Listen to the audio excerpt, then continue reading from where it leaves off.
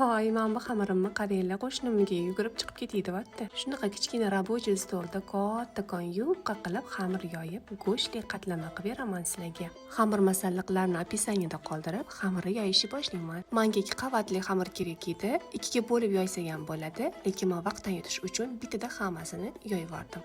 Shunaqa taxlab amallab yupqa qilib yoyib oldim. Orasiga margarin, sariyog', salat yog'idan eritib, yog' tayyorlab oldim.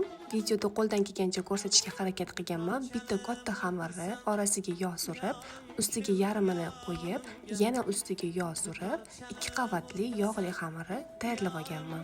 Rulet qilib o'rab, xolodilnikka 1-2 soatga qo'yib qo'ydim.